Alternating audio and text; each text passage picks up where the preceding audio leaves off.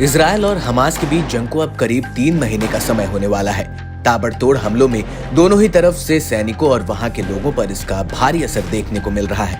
Israel और Hamas के बीच जंग के आग की आंच दूसरे देशों तक भी फैल रही है। हाल ही में इजरायल ने लेबनान की राजधानी बेरूत में हवाई हमला कर हमास के डिप्टी लीडर सालेह अल अरूरी को मार गिराया था।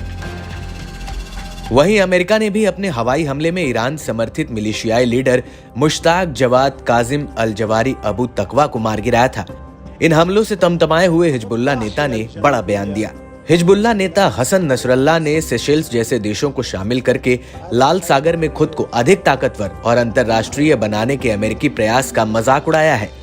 गठबंधन को शक्तिशाली दिखाने के लिए उन्होंने कुछ देश सेशेल्स या मिशेल्स या कुछ जो भी जोड़ा है। मुझे गूगल पर खोजना पड़ा कि ये क्या था। पता चला कि ये दुनिया के अंत में कोई द्वीप है जिसकी आबादी 1 लाख से कम है। बता दें कि अफ्रीका का सबसे छोटा अफ्रीकी देश सेशेल्स महाद्वीप के तट से लगभग 1500 किलोमीटर दूर 115 द्वीपों से मिलकर बना है। आपको बता दें कि अमेरिका ने दिसंबर में ऑपरेशन प्रॉस्पेरिटी गार्जियन नामक एक अंतर्राष्ट्रीय अभियान शुरू किया, जिसका उद्देश्य यमन के अंसार अल्लाह विद्रोही आंदोलन, जिसे हूती के नाम से भी जाना जाता है, इनके हमलों से लाल सागर में वाणिज्य जहाजों की रक्षा करना था।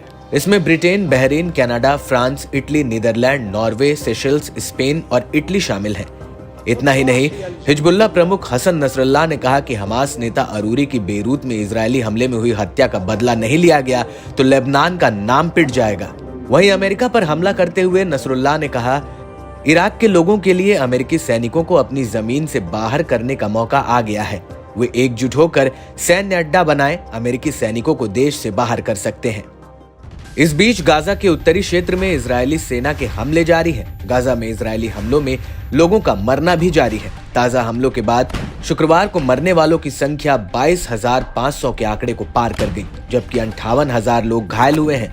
रिपोर्ट के मुताबिक इन घायलों और मृतकों में महिलाओं और बच्चे भी शामिल हैं।